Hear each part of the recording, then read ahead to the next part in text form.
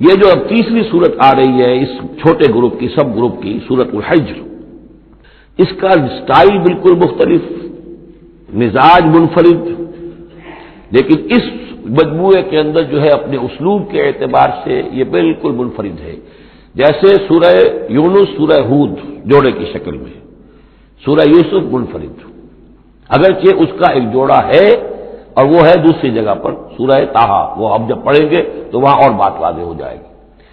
دوسرا سب گروپ، اس میں یہ دو صورتیں تقریباً ایک مزاج کی، ایک ان کے درمیان جو ہے نسبت زوجیت سورہ رعد اور سورہ ابراہیم میں۔ تیسری صورت سورہ ہجر ہے۔ اب اس میں جو فرق ہے نوٹ کیجئے، سورہ رعد کے 6 رکوع ہیں اور 43 آیات ہیں، گویا کہ 7 آیات فی رکوع کا حساب بنتا ہے۔ سورہ ابراہیم کے 7 رکوع ہیں، 52 آیات ہیں، 7.5 آیت فی رکوع۔ سورہ ہجر کے 6 رکوع ہیں، 99 آیات ہیں، 16.5 آیات فی رکوع آپ کو ملیں گی۔ یہ اصل میں قرآن مجید میں مکی صورتوں میں آپ کو اسلوب کا یہ فرق نوٹ کر لینا چاہیے کہ جو ابتدائی صورتیں نازل ہوئی اس میں آیتیں چھوٹی چھوٹی، ردم بہت تیز، جیسے کہ پہاڑی نالے ہوتے ہیں، دریا ہوتے ہیں تو ان کا پاٹ بہت کم ہوتا ہے لیکن بہاؤ بہت تیز ہوتا ہے۔ دریائے کلہار جس نے بھی دیکھا ہے، دریائے سوات دیکھا ہے کالام میں یا کہیں اور، تو ان کی چوڑائی تو کچھ بھی نہیں ہوتی، بلکہ دریائے سندھ یہ پورا جو ہے، یہ شاہراہ ریشم جو ہے اس کے ساتھ دیکھیے تو نیچے معلوم ہوتا ہے چھوٹی سی کوئی لکیر پانی کی ہے، اس کے سوا کچھ بھی نہیں۔ لیکن جب وہی دریا آتے ہیں میدانوں میں تو اب آپ کو معلوم ہے دریا سندھ جب دریا خاں کے پاس سے گزرتا ہے تو وہ 14 میل چوڑا بھی ہوا کرتا تھا، بارشوں کے زمانے میں 14 میل چوڑائی، اسی طریقے سے نیچے باولپور کے ایریا میں۔ تو یہ فرق ہے ان آیات کا۔ جو ابتدائی مکی صورتیں ہیں آیتیں چھوٹی چھوٹی، ان میں صوتی آہنگ بہت نمایاں، اس میں ایک موسیقی اور غنا کا پہلو بہت ہی واضح، اور اس میں جو ہے مضامین پھیل کر آتے ہیں، کھل کھل کر آتے ہیں، بڑی جو مضامین بہت گہرے ہوتے ہیں اور بہت پختہ ہوتے ہیں، اور قیمت آیات ہوں۔ بعد میں جو صورتیں آئی ہیں مکی دور میں ہی ان مزاج بدلنا شروع ہوا، درمیانی دور میں کچھ اور آخری میں آ کر اب آیتیں بڑی بڑی ہیں، لمبی لمبی ہیں، اور یہ چیز جا کر پھر مدنی دور میں پھر انتہا کو پہنچ جاتی ہے۔ ایک ایک آیت، آیت الکرسی، آیت البر وہ ہم پڑھ چکے، آیت الدین، ایک آیت کتنی بڑی۔ پھر وہاں ظاہر بات ہے کہ وہ ردم بھی اتنا نمایاں نہیں رہتا جتنا کہ آپ سورہ قاف میں دیکھتے ہیں، سورۃ النجم میں دیکھتے ہیں، سورہ رحمان میں دیکھتے ہیں، سورہ واقعہ میں دیکھتے ہیں، سورہ ملک میں دیکھتے ہیں۔ یہ جو صورتیں ہیں آخری جو 2 گروپس کی ہیں، انہی کی طرح کی ایک صورت یہ سورہ ہجر ہے۔ اصل میں زمانہ نزول کے اعتبار سے یہ ابتدائی 4 سالوں کی صورت ہے۔ اب یہ کہ مصحف میں یہاں کیوں رکھی گئی ہے، اب میں بہت ہی جرت کر کے ایک بات کہہ رہا ہوں، اللہ عالم، میں یہ سمجھتا ہوں کہ یہ جو کہ ان صورتوں کا یہ سلسلہ بہت طویل ہو گیا اور اس میں ایک طرح کی منوٹنی سی پیدا ہو رہی ہے، مضامین جو ہیں تقریباً ایک ہی طرح کے دوہرا کر آ رہے ہیں، وہی ایک ان کا مطالبہ، معجزہ دکھاؤ، حصی کو نشانی دکھاؤ، اس کا جواب، تو رد و قدح جو ہے یہ تمام صورتیں جو ہم نے پڑھ لی ہیں 5 صورتیں، ان کے اندر مزاج ایک ہی ہے۔ تو گویا کہ اس مونوٹنی کو اللہ تعالیٰ نے چاہا کہ ختم کر کے اور ابتدائی دور کی ایک صورت جس کا مزاج مختلف ہے ان صورتوں سے، اس کو یہاں شامل کر دیا گیا۔ البتہ یہ ہے کہ سورہ شعراء جو ہے، میں نے آپ کو بتایا تھا کہ 227 آیتیں ہیں اس کی، کل 14 رکوع ہے، تقریباً یہی اوسط بنے گا اس کا، 16-17 آیتیں ہر رکوع کے اندر۔ سورہ شعراء اس سے بہت مشابہ ہے اس سورہ ہجر کا مضمون۔ دوسری بات یہ نوٹ کر لیجئے کہ یہاں پر خاص طور پر وہ جو میں نے آپ سے عرض کیا تھا کہ جو پاروں کی تقسیم ہوئی ہے اس میں کوئی حکمت پیش نظر نہیں رکھی گئی، اور یہ دور صحابہ میں تھا بھی نہیں۔ اب دیکھیے کہ سورہ ہجر کی صرف ایک آیت ہے کہ جو 13ویں پارے میں شامل ہے، اور اس کے بعد پوری سورت جو ہے ربما یود الذین کفروا، یہ پوری جو ہے دوسرے پارے 14ویں پارے کے اندر ہے۔ یہی سورت ہم دیکھ آئے ہیں سورہ ہود کے اندر۔ سورہ ہود کی صرف چند آیتیں ہیں کہ جو 11ویں پارے میں تھی، اس کی 5 آیتیں جو ہیں یہ 11ویں پارے میں اور باقی پوری سورت 12ویں پارے میں۔ تو پاروں کی تقسیم جو ہے یہ اصل میں کوئی بعد کے زمانے میں کی گئی ہے اور اس میں ان چیزوں کو مد نظر نہیں رکھا گیا، جبکہ منزلیں پوری صورتیں، 3 صورتیں، 5 صورتیں، 7 صورتیں، جیسے کہ میں آپ کو بتا چکا ہوں۔ مکی اور مدنی صورتوں کے گروپ ہے پوری صورتیں، یہ گروپ جو ہیں ان کے اندر بھی اور منزلوں کے اندر بھی۔ منزلوں کا تذکرہ چونکہ دور صحابہ میں بھی پایا جاتا ہے، لیکن یہ کہ یہاں پر ہم دیکھتے ہیں کہ پاروں کے معاملے میں یہ چیز موجود نہیں ہے۔ بسم اللہ الرحمن الرحیم، الف لام را، یہ اس سلسلے کی آخری صورت ہے۔ اب الف لام را، 5 صورتیں الف لام را سے اور ایک صورت الف لام میم را۔ تلک آیات الکتاب و قرآن مبین، یہ اللہ کی کتاب کی آیات ہیں اور قرآن مبین کی آیات ہیں۔ ربما یود الذین کفروا لو کانوا مسلمین، ایک وقت آئے گا کہ وہ لوگ کہ جنہوں نے کفر کیا تھا حسرت کے ساتھ کہیں گے کاش کہ ہم اسلام لے آتے، وہ وقت آئے گا، ان کا کفر ان کے لیے حسرت بن جائے گا۔ ذرہم یاکلوا ویتمتعوا، اے نبی چھوڑیے ان کو، نظر انداز کر دیجئے، اپنی توجہ ان کی طرف سے ہٹا لیجئے، یہ کھا پی لیں، تمتع کر لیں، فائدہ اٹھا لیں، زمین کے اندر رہ کر جو کھانا پینا ہے، جو چرنا چگنا ہے کر لیں۔ وَيُلْهِهِمُ الْعَمَلُ، اور امیدیں ان کو غافل کیے رکھیں۔ یہ جو یلہہم العمل ہے، الہا یلہی الہاءً، غافل کر دینا۔ حدیث میں آتا ہے ما قل و کفا خیر مما کثر و الہا،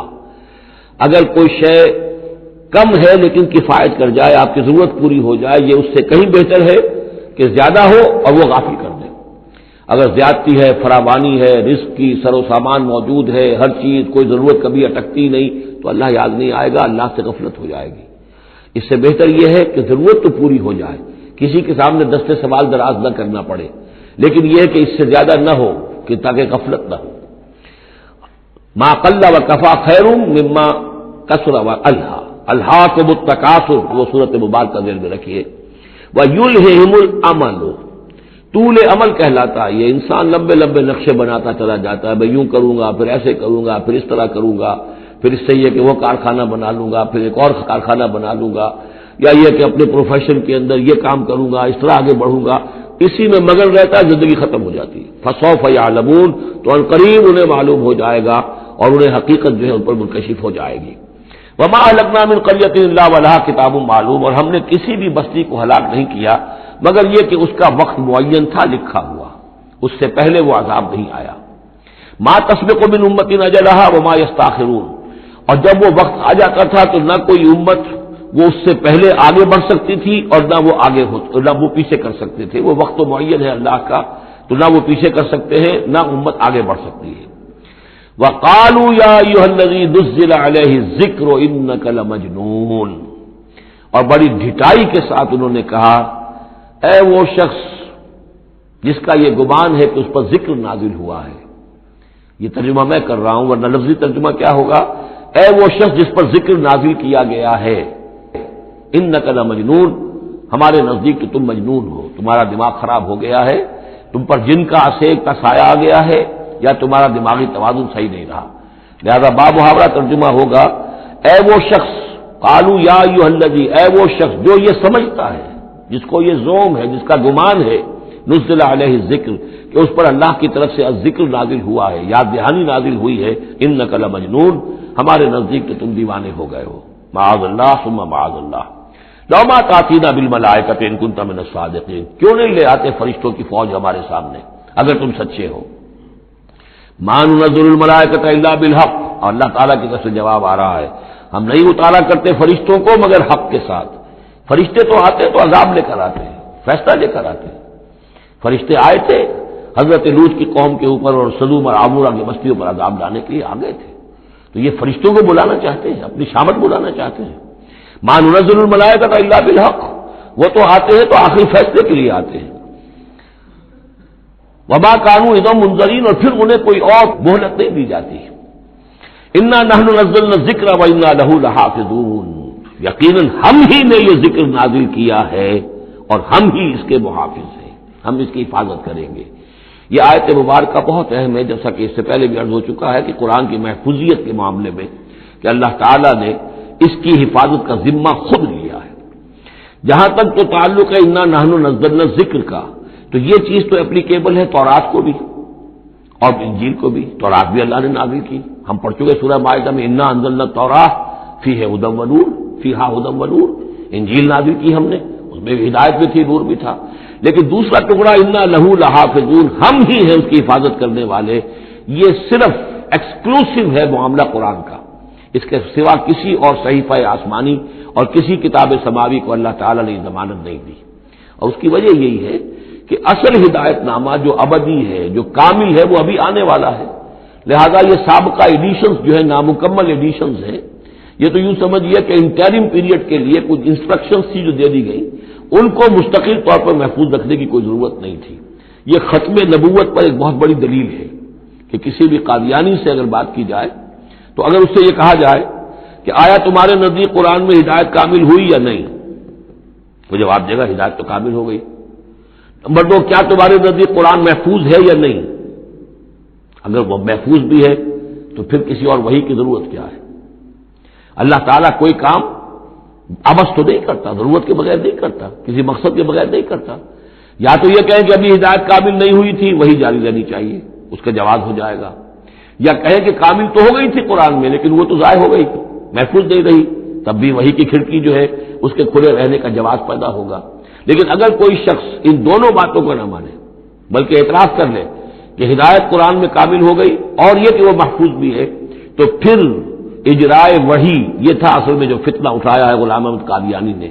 کہ وحی تو ایک نعمت تھی، کیسے بند ہو سکتی ہے، وحی کا سلسلہ جاری رہے گا۔ لیکن اس کو لے کر اس نے جو ہے پھر آگے اپنی نبوت کا دعویٰ کیا، لیکن اجرائے وحی کے لیے ضرورت عقلی جو ہے وہ دو شکلوں کے سوا ثابت نہیں ہو سکتی، یا ہدایت کامل نہیں ہوئی ہوتی جیسے کہ ابھی تورات میں نہیں ہوئی تھی، انجیل میں نہیں ہوئی تھی،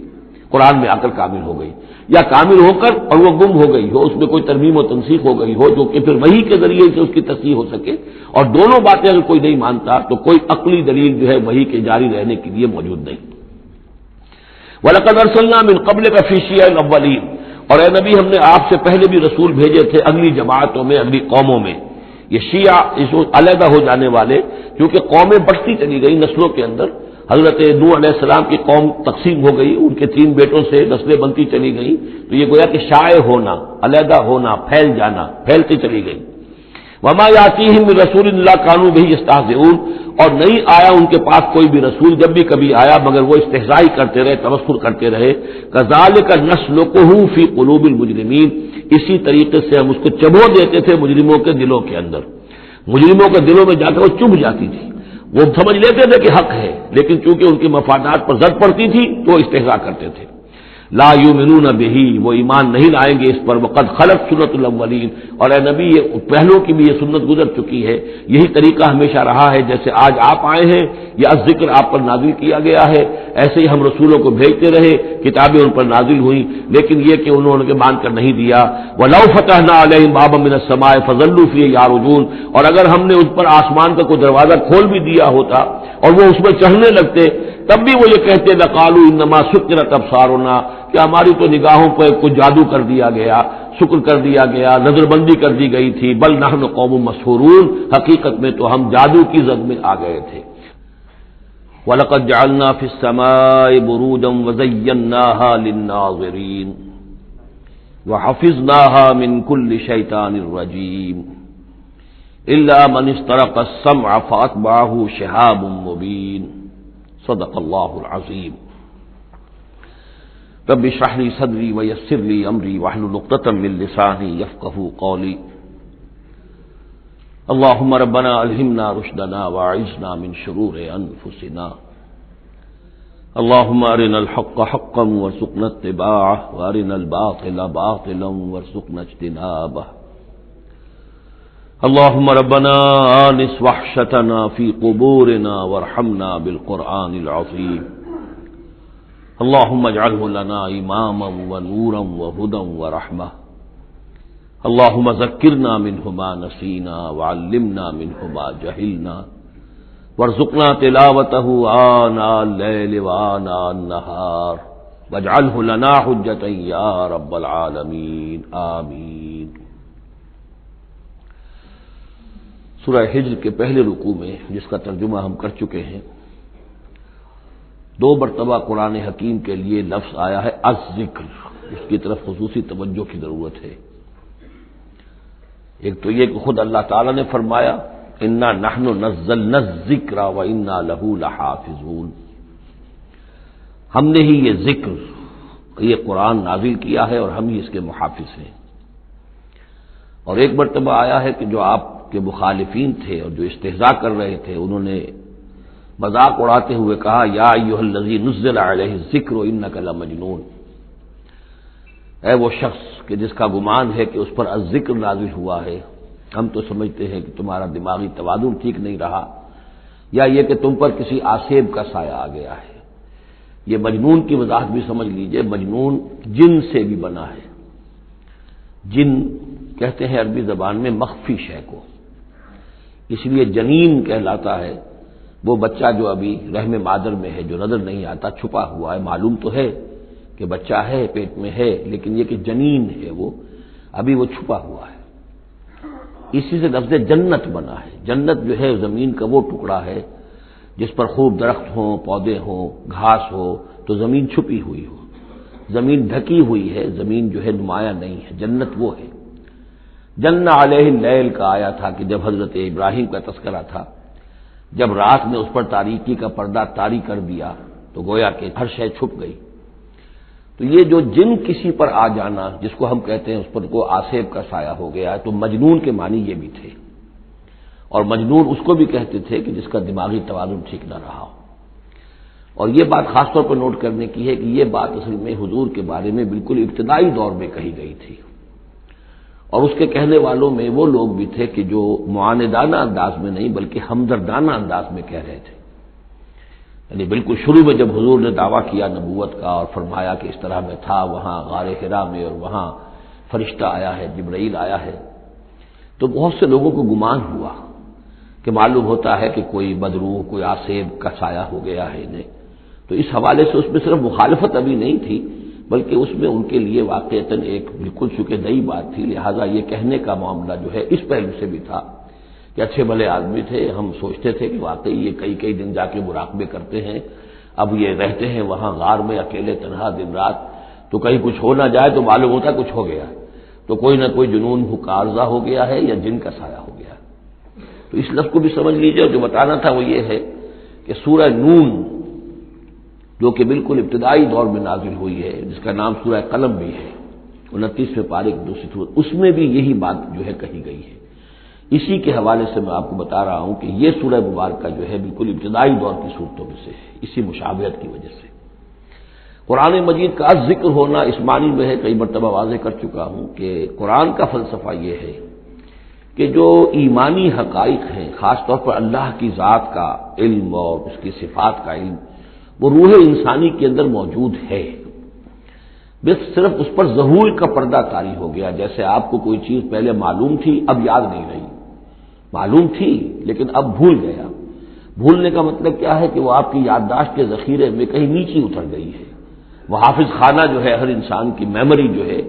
اب اس کے نہ معلوم کتنے تہخانے ہیں، ان میں کسی نچلے تہخانے میں جا کر چھپ گئی ہے، وہ آپ کے شعور کی سطح پر نہیں ہے۔ تو کوئی چیز جس کا اس سے تعلق ہو، وہ اگر سامنے آئے گی تو فوراً وہ چیز یاد آ جائے گی۔ ایک دوست سے سالہ سال ہو گئے ملاقات نہیں ہوئی، کبھی خیال بھی نہیں آیا، بھول گئے آپ اس کو، لیکن اچانک کبھی اس نے کوئی رومال آپ کو دیا تھا، کوئی قلم دیا تھا، آپ نے ٹرنک میں رکھا ہوا تھا، ٹرنک کھولا، وہ قلم یا رومال دکھائی دیا، فوراً دوست یاد آ گیا۔ تو یہ قلم یا یہ رومال جو ہے یہ آیت ہے، یہ نشانی ہے، اس نشانی سے آپ کو ایک بھولی بسری بات یاد آ گئی۔ اسی طرح یہ آیات آفاقیہ، آیات انفسیہ، آیات قرآنیہ، یہ آیات ہیں، نشانیاں ہیں یاد دلانے کے لیے، تاکہ اللہ یاد آ جائے۔ حقیقت میں اللہ تعالیٰ کا علم اور اللہ کی معرفت سوئی ہوئی ڈورمنٹ پوزیشن میں، ڈورمنٹ کنڈیشن میں ہماری روح میں موجود ہے۔ تو الذکر، دی ریممبرنس یا دی ریمائنڈنگ، یہ اصل میں وہ چیزیں کہ جو روح انسانی کے اندر موجود ہیں، لیکن جن پر ظہور کے اور نسیان کے پردے پڑ گئے ہیں، ان پردوں کو ہٹا کر تازہ کرنا۔ وَلَقَدْ جَعَلْنَا فِي السَّمَاءِ بُرُوجًا، اور ہم نے آسمان میں برج بنائے۔ یہ بھی ابھی ہم نہیں کہہ سکتے کہ ان کی اصل حقیقت کیا ہے،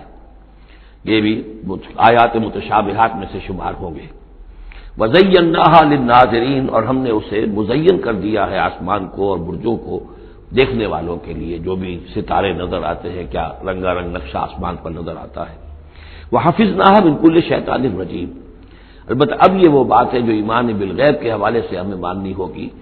کہ ان ستاروں کا ایک کام یہ بھی ہے کہ اللہ تعالیٰ نے ان کو گویا کہ پہرے کی جگہیں بنایا ہے، ہم نے حفاظت کی ہے ان کی ہر شیطان رجیم سے، جو بھی شیطان مردود ہے اس کی طرف سے حفاظت کا یہ سارا سامان ہے کہ جو آسمانوں میں کیا گیا ہے۔ اب اس کے لیے آج میں چاہتا ہوں کہ وہ بات آپ سمجھ لیں اچھی طرح کہ جیسے آپ آگے آ بھی جائے گا کہ انسانوں کی تخلیق جو ہے وہ تو یوں سمجھیے اس کائنات کے تخلیق کے اعتبار سے بڑی ریسنٹ شے ہے، بڑی ماضی قریب کی بات ہے۔ انسانوں سے بہت پہلے جنات پیدا کیے گئے تھے، جنات سے بہت پہلے ملائکہ پیدا کیے گئے تھے، اور انسانوں کی ارواح بھی اسی دور میں پیدا کی گئی جبکہ یہ ملائکہ پیدا کیے گئے تھے۔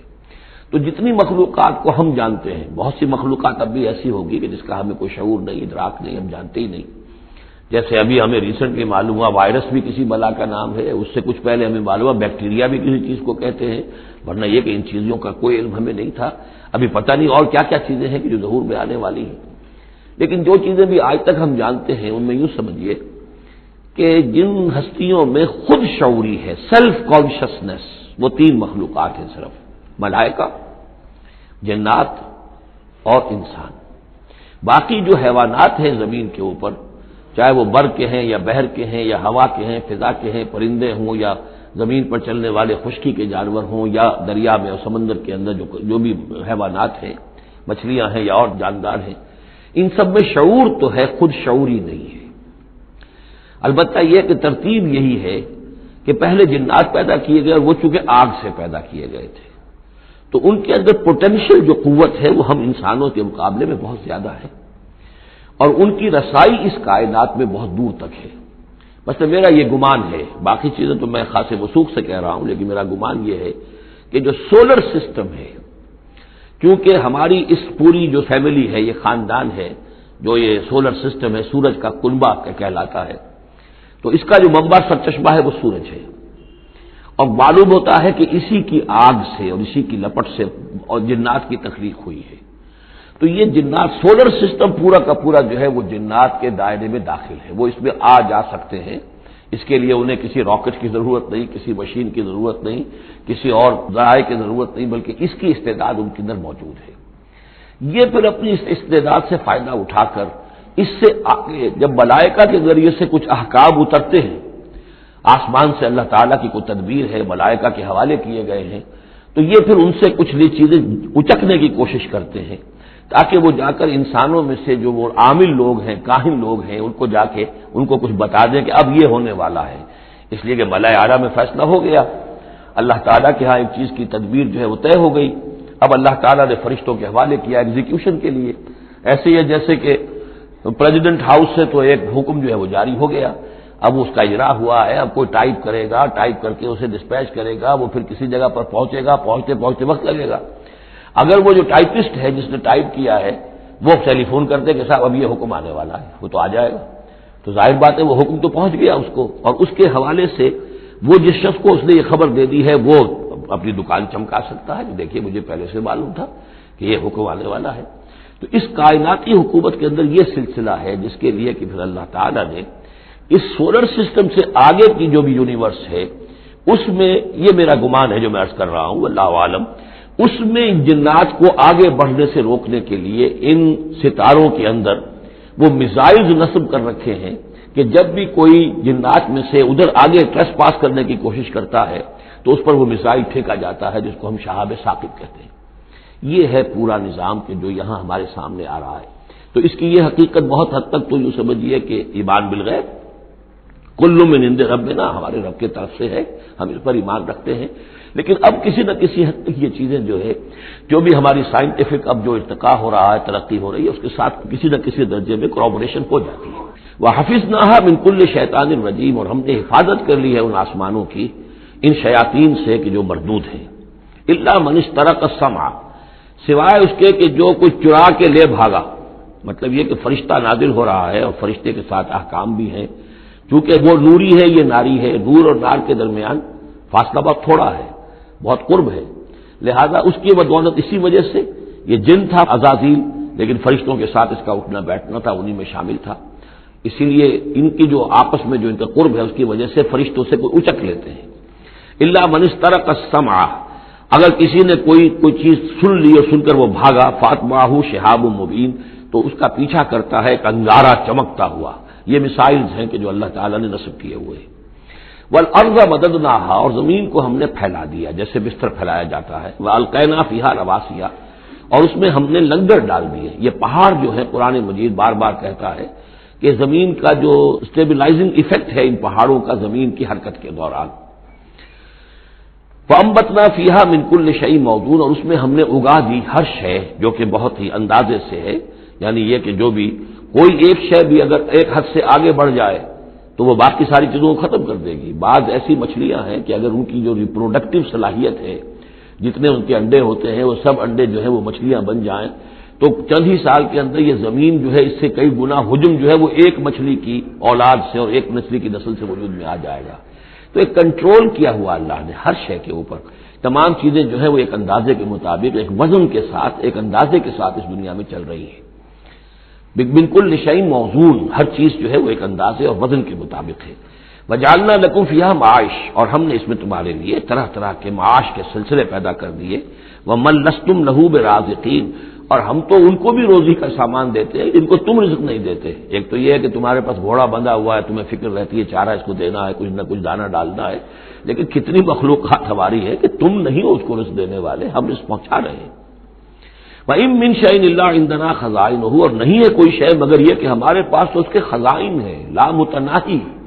ہماری ریسورسز جو ہیں وہ یہ کہ لمیٹڈ نہیں ہے، لیکن وَمَا نُنَزِّلُهُ إِلَّا بِقَدَرٍ معلوم، ہم نہیں نازل کرتے اس میں سے مگر ایک اندازے کے مطابق جو طے شدہ ہے۔ یعنی یہ کہ سٹور تو بہت بڑا ہے، لیکن یہ کہ سٹور سے جو ایشو ہوتا ہے اللہ تعالیٰ کے ہاں ہر چیز کا، تو اس کا ایشو ہونا جو ہے وہ اندازے کے مطابق ہے، ایک حساب کتاب کے ساتھ ہے، ورنہ جیسا کہ میں نے کہا کیوس ہو جائے۔ وَأَرْسَلْنَا الرِّيَاحَ لَوَاقِحَ، اور ہم بھیج دیتے ہیں ہوائیں جو بوجھل ہوتی ہیں یا بوجھل کرنے والی ہوتی ہیں۔ لواقعہ کا مفہوم پہلے تو یہ سمجھا جاتا تھا کہ چونکہ وہ بادلوں کو لے کر آتی ہیں اس اعتبار سے، لیکن اب ادھر ایک اشارہ ہو رہا ہے جدید سائنس کے حوالے سے کہ پولن گرینز جو ہیں وہ بھی ہواؤں کے ذریعے سے آتے ہیں، اور وہ پھر آ کر پھولوں کو جب وہاں فرٹیلائزیشن ہوتی ہے تو اس سے پھر وہ فصل بنتی ہے۔ تو ہوائیں جو ہیں وہ گویا کہ بار آور کرتی ہیں، اور اس طریقے سے یہ نباتاتی نظام چل رہا ہے۔ فَأَنزَلْنَا مِنَ السَّمَاءِ مَاءً، پھر ہم نے اتار دیا آسمان سے پانی، فَاسْقَيْنَاكُمُوهُ، پھر ہم نے وہ پانی تمہیں پلایا، تمہارے پینے کے لیے بندوبست کیا۔ وَمَا أَنْتُمْ لَهُ بِخَازِنِينَ، اور دیکھو تم اس کا سٹور نہیں کر سکتے، اس کا خزانہ نہیں بنا سکتے۔ کہاں کس طرح بناؤ گے خزانہ؟ واقعہ یہ ہے کہ یہ جو واٹر سائیکل ہے اس دنیا میں، یہ بھی اللہ تعالیٰ کے عظیم یعنی سمجھیے کہ کرشموں میں سے اور اللہ کے معجزات میں سے بہت بڑا معجزہ ہے کہ یہ جو ہمارے پہاڑوں کے اوپر اتنے بڑے بڑے گلیشیئرز ہیں، یہ کیا ہے؟ یہ واٹر سٹوریج ہے، ٹینکس ہے۔ یہیں سے تو پانی ہے جو آ رہا ہے نیچے، وہ پگھل رہا ہے سب دھوپ سے، اور پھر وہ ندی نالوں سے ہو کے دریاؤں میں آیا، اور دریاؤں سے ہوتا ہوا زیر زمین سوتوں میں سے بھی گزر رہا ہے۔ وہ آپ نے کہیں پمپ سے نکال لیا، کہیں کنواں کھود لیا، پھر وہ پانی سارا کا سارا سمندروں کے اندر پہنچ گیا، ڈرین ہو گیا، پھر سمندر سے اب یہاں پر دھوپ کی تمازت سے بخارات بن رہے ہیں، اور وہ بخارات اوپر جا رہے ہیں، پھر وہ واپس جا رہا ہے، پھر وہ جو اوور ہیڈ ٹینکس ہیں وہ پھر جو ہے ریپلینش ہو رہے ہیں، وہ ساری جو کمی ہو گئی تھی پھر نئی برف پڑ گئی ہے، نیا سٹور۔ یہ جو نظام ہے اللہ کا، اور یہ واٹر سائیکل سے ہی زندگی قائم ہے۔ مبدأ حیات پانی ہے، مادہ تخلیق حیوانات کا، اس دنیا کے حیوانات ہیں ان کا مادہ تخلیق مٹی ہے، مادہ تخلیق جنات کا آگ ہے، مادہ تخلیق انسانی ارواح اور ملائکہ کا نور ہے، لیکن مبدأ حیات جو ہے، حیات انسانی جو ہے یہاں پر، یا حیات حیوانی جو زمین کی ہے، اس پلینٹ کے اوپر جو زندگی ہے، اس کا مبدأ پانی ہے، اس حیات کا۔ تو اب یہ پانی کا سائیکل ہے جو چل رہا ہے۔ وما انتم لہو بخازنین، تم اس پانی کا کتنا خزانہ کر سکتے ہو، کتنا سٹور کر سکتے ہو، کس طرح کا نظام چلا سکتے ہو، کتنے بڑے پیمانے پر یہ واٹر سائیکل جو ہے اللہ تعالیٰ نے اس دنیا کے اندر چلایا ہوا ہے۔ وَإِنَّا لَنَحْنُ نُحْيِي وَنُمِيتُ، اور یہ یقیناً ہم ہی ہیں جو باقی بھی رکھتے ہیں اور موت بھی وارد کرتے ہیں، زندہ بھی رکھتے ہیں، موت بھی وارد کرتے ہیں، وَنَحْنُ الْوَارِثُونَ، اور پھر ہم ہی وارث ہوں گے۔ ہر شے ختم ہو جائے گی، کسی کی کوئی ملکیت نہیں رہے گی، ساری کی ساری چیزیں پھر ہماری ہی کائنات ہے، ہماری ہی ملکیت ہے۔ وَلَقَدْ عَلِمْنَا الْمُسْتَقْدِمِينَ مِنْكُمْ وَلَقَدْ عَلِمْنَا الْمُسْتَأْخِرِينَ، ہمارے علم میں سے ہے کون لوگ تم میں سے آگے بڑھیں گے۔ اب دیکھیے چونکہ ابتدائی زمانے کی صورت ہے یہ، اب کون لوگ ہوں گے جو آگے بڑھ کر قرآن کو سینے سے لگائیں گے، کون لوگ ہوں گے جو محمد کی دعوت پر لبیک کہیں گے، یعنی جو ہم پڑھ چکے ہیں سورہ توبہ میں، السابقون الاولون من المہاجرین والانصار والذین اتبعوہم بإحسان، یہ کون لوگ ہوں گے ہمیں معلوم ہے. ہم تو پہلے سے جانتے ہیں کہ ابو بکر ایک لمحے کی دیر نہیں لگائے گا. ہمیں معلوم ہے کہ عثمان کو ایک کچھ زیادہ وقت نہیں لگے گا. ہمیں معلوم ہے کہ ابو بکر کی تبلیغ سے یہ طلحہ اور زبیر اور عبد الرحمن ابن عوف اور سعید ابن زید اور یہ سب لوگ جو ہے ایمان لے آئیں گے. اور ہمیں یہ بھی معلوم ہے کون پیچھے رہ جائے گا، وہ بھی ہمیں معلوم ہے. وَلَقَدْ عَلِمْنَا الْمُسْتَقْدِمِينَ مِنْكُمْ وَلَقَدْ عَلِمْنَا الْمُسْتَأْخِرِينَ وَإِنَّ رَبَّكَ هُوَ يَحْشُرُهُمْ، اور پھر آپ کا رب ان سب کو جمع کرے گا. انه حکیم علیم، یقیناً وہ کمال حکمت والا اور علم رکھنے والا ہے. اب جو اگلا رکوع آ رہا ہے سورہ مبارکہ کا، یہ اس اعتبار سے بڑا اہم ہے کہ اس میں تخلیق انسانی کے ضمن میں ایک بڑی ثقیل اصطلاح استعمال ہوئی ہے، اور یہ ثقیل اصطلاح 3 مرتبہ آئی ہے. اب ظاہر بات ہے کہ قرآن مجید جو ہے اگر اس طرح کی کوئی شکل اختیار کرتا ہے تو کوئی نہ کوئی حکمت اور ضرورت اس کی پشت پر ہوتی ہے. وَلَقَدْ خَلَقْنَا الْإِنسَانَ مِنْ صَلْصَالٍ مِّنْ حَمَإٍ مَّسْنُونٍ، اور یقیناً ہم نے انسان کو بنایا ہے اس مٹی سے جو سنی ہوئی تھی گارے کی اور پھر سوکھ کر کھنکنے لگی. حَمَإٍ مسنون، سنا ہوا گارا جس میں سے بدبو بھی اٹھ رہی ہو. دیکھیے یہ جو انسان کے مادہ تخلیق کے ضمن میں قرآن میں الفاظ آئے ہیں اب ان کو گنتے جائیے. نمبر 1 تراب، مٹی سے بنایا انسان کو. مٹی میں پانی مل گیا، گارا بن گیا تو اس کو کہتے ہیں تین، من تین. خلقتنی من نار وخلقتہ من طین، یہ سورہ اعراف میں ہم پڑھائے ہیں. ابلیس نے کہا تھا کہ مجھے تو نے بنایا آگ سے اور اس کو بنایا آدم کو گارے سے، اور مجھے حکم دے رہا ہے کہ میں اس کے سامنے جھکوں. میں تو اس کے سامنے نہیں جھک سکتا. تین کے بعد آیا تین لازب، گارا پڑا رہے تو وہ جب اس کے اندر چپچپاہٹ پیدا ہو جاتی ہے. اور یہ پرانے زمانے میں ہوتا تھا، اب تو میں سمجھتا ہوں کہ جدید نسل کو تو ان چیزوں کا علم ہی نہیں ہے. کچے گھر بنتے تھے تو انہیں لیپتے تھے، پوتتے تھے، گارا بناتے تھے، تغاری ہوتی تھی. پھر مٹی کے اندر تھوڑی سی توڑی ڈال دیتے تھے. کوئی آرگینک میٹر ڈالیں گے تو فرمنٹیشن ہوگی، فرمنٹیشن ہوگی تو لیس سا اٹھے گا. ورنہ یہ کہ گارا جو ہے اس گارے سے اگر پلسٹر کریں گے تو وہ پھٹ جائے گا. لیکن جب وہ گارا ذرا سن جاتا ہے، اس میں لیس پیدا ہو جاتا ہے، تو پھر اب جب آپ اس کے ساتھ لیپتے تھے دیواروں کو، میں نے تو اپنے بچپن میں یہ سب دیکھا ہے. ایسے گھروں میں ہم رہے بھی ہیں کہ جن میں یہی فرش بھی اسی طریقے سے لیپے ہوئے ہوتے تھے اور دیواریں بھی ہوتی تھی. تو یہ کہ پھر اس کے اندر وہ ایک لیس سا پیدا ہو جاتا ہے فرمنٹیشن سے. وہ تین لازم ہے. اس سے اگلی سٹیج یہ ہے کہ اب وہ سڑنے لگے. یہ یعنی فرمنٹیشن اتنی پہنچ گئی کہ اس میں ہے حمأ مسنون، سنا ہوا گارا. پھر اگر کسی وجہ سے وہ خشک ہو جائے تو اب وہ کھنکنے لگتا ہے. جیسے کہ کبھی آپ نے دیکھا ہوگا ساحل کے قریب یا کسی دلدلی علاقے میں پپڑی اوپر آ جاتی ہے، جس زمین کے اوپر جو ہے پپڑی سی ہوتی ہے، اس پر آپ چلتے ہیں تو وہ کر کر ٹوٹتی ہے، کھنکنے والی مٹی بن جاتی ہے. وہ سنا ہوا گارا خشک ہو کر کھنکنے لگتا ہے. یہ سٹیجز ہیں ان مادہ تخلیق کی کہ جو آدم یا انسان کی تخلیق کے ضمن میں قرآن میں آئے. حالانکہ ایک لفظ بھی کفایت کر سکتا تھا، مٹی سے بنایا، تین سے بنایا، گارے سے بنایا، پھر تین لازم سے بنایا، پھر حمأ مسنون سے بنایا، من صلصال کالفخار سے بنایا، اور صلصال من حمأ مسنون. پھر صلصال کالفخار آخری سٹیج ہے، وہ ایسے بجنے لگا جیسے کہ اب یہ جو ہے وہ آئے گا سورہ رحمان میں.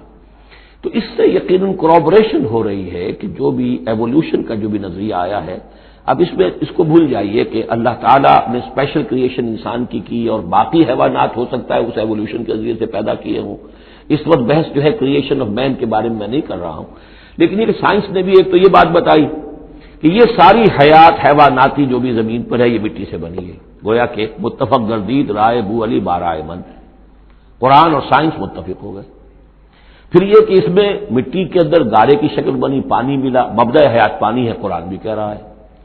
پھر یہ کہ وہ ساحلی علاقوں پر دلدل بنی اور دلدل کے اندر پھر وہ فرمنٹیشن وہاں ہوئی، اور اسی میں پھر جب وہ دراڑیں سی پڑ جاتی ہیں سمندر کے قریب دلدلی علاقے میں، تو وہاں سے ان کا کہنا ہے کہ حیات کا آغاز ہوا، الجی یا امیبا، حیواناتی حیات، اور یا یہ کہ نباتاتی حیات کا. تو یہ چیزیں جو ہیں یہ سٹیجز تقریباً اسی کے ساتھ یہ تمام جو الفاظ جو ہے قرآن کے جو استعمال کر رہا ہے ان کے ساتھ کسی حد تک اس کا ایک ربط اور تعلق قائم ہوتا ہے. اور ہم نے بنایا انسان کو اس مٹی سے جو سڑنے کے بعد، اس گارے سے کہ جو سڑنے کے بعد سنا ہوا گارا پھر وہ کھنکنے لگا تھا سوکھ کر. وَالْجَانَّ خَلَقْنَاهُ مِنْ قَبْلُ، اور جنات کو ہم نے پیدا کیا تھا پہلے، من نار السموم، لو کی آگ سے. اب یہ سموم سے مراد کیا ہے؟ بعد سموم آپ نے سنا ہوگا، وہ تیز لو جو آیا کرتی تھی، صحراؤں میں آتی ہے، آگ جھلس دینے والی گرم ہوا۔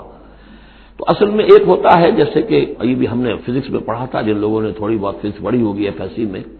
کہ یہ جو شعلہ ہوتا ہے، فلیم کا ایک حصہ وہ ہوتا ہے جو نظر آتا ہے، لیومینس، وہ نظر آتا ہے، اس کے اندر حرارت کم ہوتی ہے، اور ایک انویزیبل جو ہوتا ہے اس کے گرد حالہ جو نظر نہیں آتا، اس میں ہوتی ہے تیزی شدید جو ہوتی ہے، سب سے زیادہ ٹیمپریچر جو ہوتا ہے وہ اس میں ہوتا ہے کہ جو اس کا حصہ نظر نہیں آتا۔ اس حصے سے، آگ کی اس لو کی لپٹ سے، یا لو کی لپٹ سے جو بھی اسے کہیں، اس سے ہم نے جنات کو پیدا کیا۔ لیکن یہ سمجھ لیجئے کہ اس سے جنات پیدا کیے گئے، لیکن وہ آگ نہیں ہے۔ ہم مٹی سے پیدا کیے گئے لیکن مٹی نہیں ہے۔ اب ایک یہ کہ قلب ماہیت ہو چکی ہے، ہمارا جو یہ پروٹوپلازم ہے، جو ہمارے ٹیشوز ہیں، باڈی ٹیشوز، وہ مٹی تو نہیں ہے، اگرچہ سورس مٹی ہے، بنے مٹی سے ہے، لیکن اب مٹی نہیں ہے۔ دوبارہ اگرچہ پھر یہ گل سڑ کر مٹی ہو جائیں گے، اس وقت مٹی نہیں ہے۔ اسی طریقے سے جنات آگ سے بنائے گئے لیکن آگ نہیں ہے، ہاں ان کا مادہ تخلیق آگ ہے۔ اور دوسرا یہ معلوم ہو گیا کہ وہ انسانوں کی تخلیق سے بہت پہلے پیدا کیے گئے۔ وَإِذْ قَالَ رَبُّكَ لِلْمَلَائِكَةِ إِنِّي خَالِقٌ بَشَرًا مِّن صَلْصَالٍ مِّنْ حَمَإٍ مَّسْنُونٍ، اور یاد کرو جب کہ کہا تھا آپ کے رب نے فرشتوں سے کہ میں بنانے والا ہوں ایک بشر اس کھنکھناتے ہوئے سنے ہوئے گارے سے۔ پھر وہی الفاظ من صلصال من حمأ مسنون، ثقیل لفظ ہے، ثقیل اصطلاح ہے۔ اور یہاں خاص طور پر نوٹ کیجئے کہ لفظ آدم نہیں آیا، بشر بنانے لگا ہوں۔ کہیں بھی قرآن مجید میں جہاں یہ تخلیق کے ابتدائی مراحل بیان ہوتے لفظ آدم کہیں نہیں ملے گا آپ کو، سوائے وہ ایک آیت میں نوٹ کرا چکا ہوں سورہ آل عمران کی۔ عیسیٰ کی مثال بھی اللہ کے نزدیک آدم کی سی ہے، خلقہ من تراب ثم قال له کن فیکون، وہ ایک مثال موجود ہے، لیکن باقی کہیں آپ کو بشر، انسان، جب میں بنانے والا ہوں ایک انسان اس مٹی سے سنے ہوئے گارے کی جو سوکھ کر کھنکھنانے لگی ہے، فَإِذَا سَوَّيْتُهُ، جب میں اس کا تسویہ کر لوں۔ تخلیق کے بعد تسویہ ہوتا ہے، جیسے کسی شے کا ایک ہیولہ بن گیا، پھر اس کی نوک پلک سنواری جاتی ہے۔ مین سٹرکچر جو ہے کسی بلڈنگ کا کھڑا ہو گیا، اب اس کا آرکیٹیکچرل ٹچز ہیں، اس کے اوپر ڈیکوریشن ہے، اس پہ پینٹنگ ہے، یہ تسویہ ہے۔ فَإِذَا سَوَّيْتُهُ، پھر جب میں اسے پوری طرح نک سک سے درست کر دوں، صحیح بنا دوں، پورا کر لوں، وَنَفَخْتُ فِيهِ مِن رُّوحِي، اور پھونک دوں میں اس میں اپنی روح میں سے، کہ روحی ضمیر متکلم کا صیغہ ہے، سیدھا سیدھا۔ فَقَعُوا لَهُ سَاجِدِينَ، تو گر پڑنا اس کے سامنے سجدے میں۔ فَسَجَدَ الْمَلَائِكَةُ كُلُّهُمْ أَجْمَعُونَ، اب یہ تیسری مرتبہ پڑھ رہے ہیں ہم قرآن حکیم میں یہ قصہ آدم و ابلیس۔ تو کیا سجدہ سب فرشتوں نے، کل کے کل نے، سب نے مل کر۔ دیکھیے یہ جو ہے تاکید کی انتہا ہے، فرشتوں میں سے کوئی بھی مستثنا نہیں رہا، نہ جبرائیل، نہ میکائیل، نہ اسرافیل، الا ابلیس، سوائے ابلیس کے۔ اور اس میں پھر گمان ہوتا ہے کہ سب یہ بھی فرشتہ تھا، فرشتہ نہیں تھا، اس کی وضاحت سورہ کہف میں مل جائے گی۔ ابا ان یکون مع الساجدین، اس نے انکار کیا سجدہ کرنے والوں کے ساتھ ہونے سے۔ قال یا ابلیس ما لک الا تکون مع الساجدین، اللہ نے فرمایا ابلیس کیا ہوا تجھے، کیا سبب ہے، تو کیوں نہیں ہوا سجدہ کرنے والوں کے ساتھ؟ قال لم اکن لاسجد لبشر خلقته من صلصال من حمأ مسنون، اس نے کہا میرے لیے یہ روا نہیں ہے، میرے لیے ممکن نہیں ہے کہ میں سجدہ کروں اس بشر کو جس کو تو نے پیدا کیا ہے سنے ہوئے گارے سے، جبکہ وہ کھنکھنانے لگا ہوا۔ قال فاخرج منها فانك رجيم، اللہ نے فرمایا تو نکل جاؤ یہاں سے، اس میں سے نکل جاؤ، اس لیے کہ اب تم مردود ہو گئے ہو۔ وَإِنَّ عَلَيْكَ اللَّعْنَةَ إِلَىٰ يَوْمِ الدِّينِ، اور اب تم پر لعنت رہے گی یوم الدین تک، جزا و سزا کے دن تک، یوم بعث بعد الموت تک۔ قال رب فانظرنی الی یوم یبعثون، تو اس نے درخواست کی کہ پروردگار پھر مجھے ذرا مہلت دے دے، ڈھیل دے دے اس دن تک کے لیے جس دن کے یہ دوبارہ اٹھائے جائیں گے۔ قال فإنک من المنظرین، اللہ تعالیٰ نے اسی شان بے نیازی کے ساتھ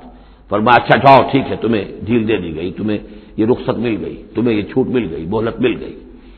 الی یوم الوقت المعلوم، اس وقت معین کے دن تک، یعنی یہ کہ اس وقت تک تم زندہ رہو گے۔ وہ ابلیس جو ہے جن،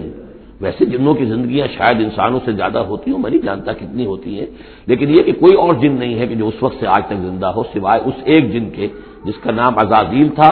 اور یہ جن جو ہے وہ ابھی تک زندہ ہے خود اپنی اسی ذات کے ساتھ، باقی اس کی اولاد، اس کی اور نسل جو ہے، اس کی ذریت ہے، وہ اپنی جگہ ہے۔ قال رب فبما اغویتنی، اب اس نے کہا پروردگار جو تو نے مجھے گمراہ کیا، اب نوٹ کیجئے وہ گمراہی کو اللہ کی طرف منسوب کر رہا ہے۔ بما اغویتنی، تو نے جو مجھے گمراہ کیا ہے، لأزینن لهم فی الارض ولأغوینہم اجمعین، تو میں اب ان کو یعنی آدم کی اولاد، آدم اور حوا کی اولاد کو میں زمین میں ان کو خوب مزین کر دوں گا، زمین ان کے لیے یہ اسی میں گم ہو جائیں گے، زمین اور اس کی چمک دمک اور اس کی رونقیں اور زیبائشیں آرائشیں ان کی نگاہوں میں کھب جائیں گی۔ وَلَأُغْوِيَنَّهُمْ أَجْمَعِينَ، تجھے بھول جائیں گے وہ لگ جائیں گے انہی چیزوں کے اندر، اور میں ان سب کو گمراہ کر کے چھوڑوں گا۔ لَأُغْوِيَنَّهُمْ أَجْمَعِينَ، سب کو، إِلَّا عِبَادَكَ مِنْهُمُ الْمُخْلَصِينَ، سوائے ان میں سے ان کے کہ جن کو تو اپنا خاص بندہ بنا لے، تو اپنا خاص بندہ بنا لے، مخلص کر لے، یہاں پہ وہی نوٹ کیجئے مخلص ہے، مخلصین، جن کو تو خالص کر لے اپنے لیے، ظاہر بات ہے کہ اس پر تو میرا زور نہیں چلے گا، باقی یہ کہ میں کسی کو چھوڑوں گا نہیں۔ قال هذا صراط علی مستقیم، اللہ تعالیٰ نے فرمایا ٹھیک ہے یہ راستہ ہے میری طرف سیدھا، یعنی یہ میرے اور تمہارے درمیان معاملہ طے ہو گیا، میں نے تمہیں چھوٹ دی، تم اپنا زور لگا لو، جس طرح بھی چاہو بہکا لو، باقی یہ کہ ان عبادی لیس لک علیہم سلطان، میرے بندوں پر تجھے اختیار کوئی نہیں ہوگا، یعنی اختیار کسی بھی انسان پر نہیں ہے، یہ نہیں کہ جس کو اللہ نے مخلص کر لیا ہو اس پر اختیار نہیں، اختیار اسے کسی بھی انسان پر نہیں ہے۔ ان عبادی لیس لک علیہم سلطان الا من اتبعک من الغاوین، سوائے ان کے کہ جو خود تیری پیروی کرے، خود غاوین میں سے ہو،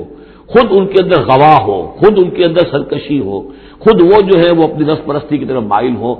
وہ تو تیری پیروی کریں گے، ان کو تو جدھر چاہے لے جا، جس کھائی میں چاہے لے جا کے ان کو پھینک دے، اور جس جہنم کی جس وادی میں چاہے ان کو گرا دے، مجھے اس سے دلچسپی نہیں، لیکن یہ کہ میرے کسی بندے پر تجھے اختیار حاصل نہیں ہوگا۔ وَإِنَّ جَهَنَّمَ لَمَوْعِدُهُمْ أَجْمَعِينَ، اور پھر جہنم ہی ان سب کا ٹھکانہ ہوگا، سب کا جو بھی تیری پیروی کریں گے۔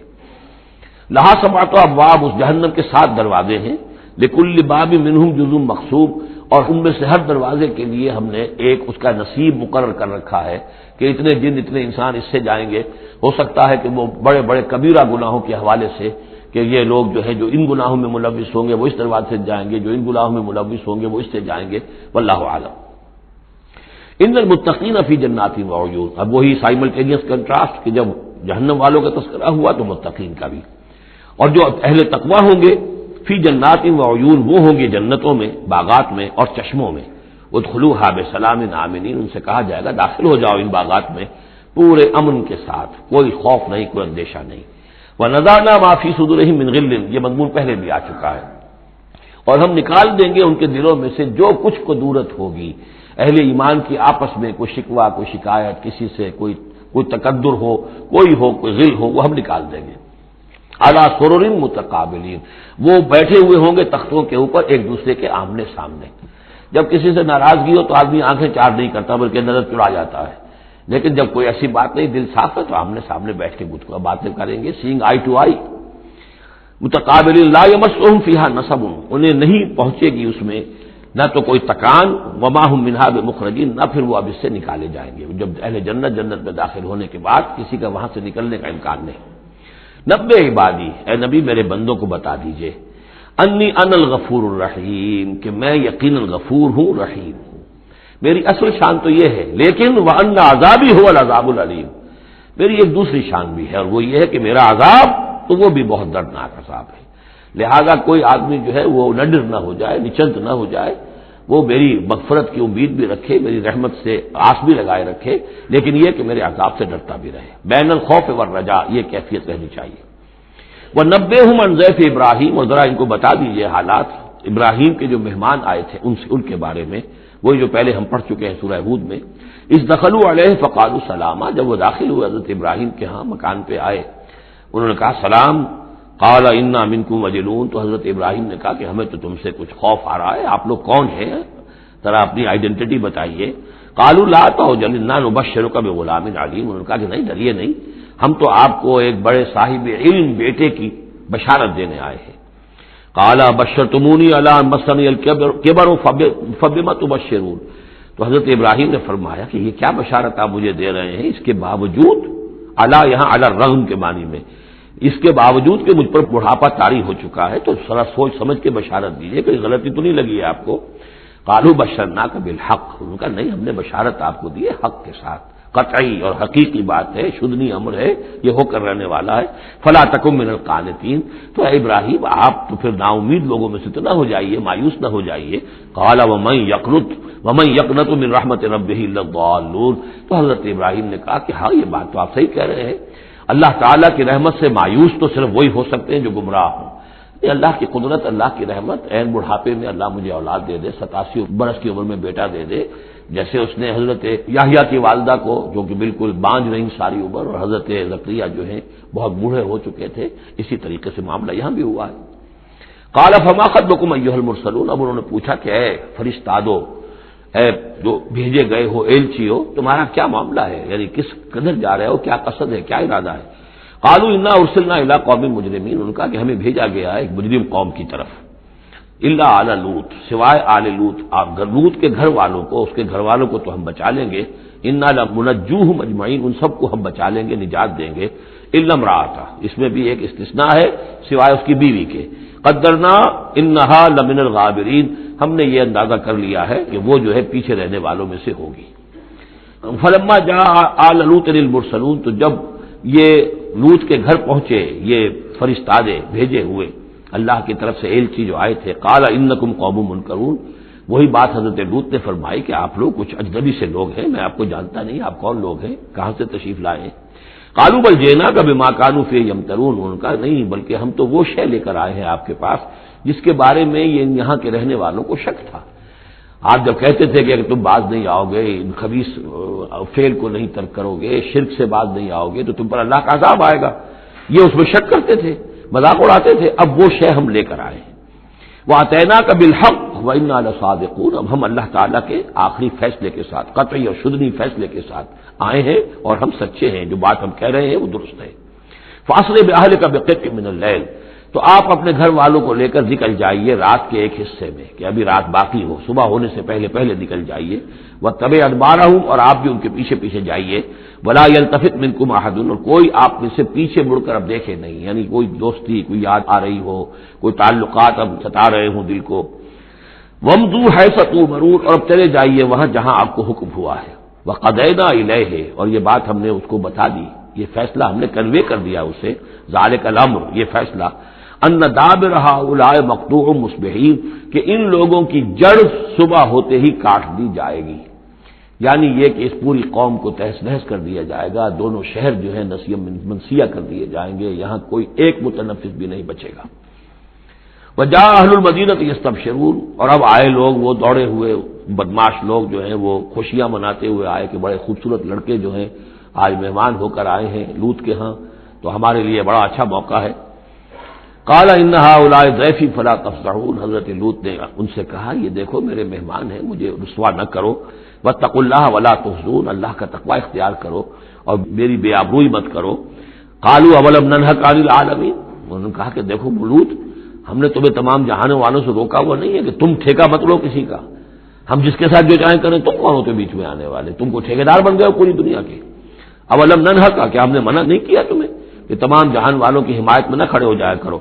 قال هؤلاء بناتی ان کنتم فاعلین، ان کا ہی میری بیٹیاں حاضر ہیں، اگر تمہیں کچھ کرنا ہی ہے تو یہ کہ ظاہر اللہ تعالیٰ نے تمہارے لیے جو جوڑے بنائے ہیں تو وہ تو عورتیں ہیں. تو وہ ہے، میں عرض کر چکا ہوں، اس سے مراد یہ بھی لی گئی ہے کہ میری قوم کی جو یہ بیٹیاں ہیں تمہارے گھروں میں پڑی ہیں، جن کو تم نے چھوڑا ہوا ہے، اصل میں تو تمہارے لیے اللہ تعالیٰ نے وہ فطری راستہ بنایا تھا. یا یہ کہ انہوں نے اتمام حجت کے لیے، جس کو کہتے ہیں پنجابی میں برے کو گھر پہنچانا، یہ آخری بات بھی کہی ہو کہ میں ایسا ہی اگر کوئی معاملہ ہے تو کوئی دو بڑے سردار جو ہیں انہیں کہا ہو کہ میں اپنی بیٹیوں کا نکاح تم سے کیے دیتا ہوں، تمہیں اگر کوئی اس طرح کی کوئی حاجت ہے. لعمرک انہم لفی سکرتہم یعمہون، تو انہوں نے کہا، یہ اللہ تعالیٰ کی طرف سے ہے، قسم ہے تیری جان کی، وہ لوگ تو اپنے اس نشے کی حالت میں بدمست تھے اور بالکل اندھے ہو گئے تھے. عین میم ہے والا ہے، یہ دل کے اندھے ہو چکے تھے. فاخذتہم الصیحۃ مشرقین، تو پھر انہیں آ پکڑا ایک چنگھاڑ نے اجالا ہونے کے وقت. مشرق، یہ مشرق نہیں ہے مشرق ہے، مشرق ہے اجالے کی جگہ، صبح جہاں سے نکلتی ہے وہ مشرق ہے. شرق کے معنی جو ہے اصل میں وہ روشنی ہے، تو اسی سے یہ مشرقین، صبح ہونے کا وقت، سورج نکلتے وقت جب اجالے کا وقت ہوا تو ان کو ایک چنگھاڑ نے آ پکڑا. فجعلنا عالیہا سافلہا، تو ہم نے اس کے اوپر والے حصے کو نچلا بنا دیا، یعنی تل پٹ کر دیا. وہ گری پوری بستی جو ہے وہ اٹھا کر پٹک دی گئی کہ چھتیں نیچے اور اس کی جو بنیادیں تھیں وہ اوپر. وَأَمْطَرْنَا عَلَيْهِمْ حِجَارَةً مِّن سِجِّيلٍ، اور پھر ہم نے ان پر بارش برسائی، سجیل، مٹی کے کنکروں کی بارش.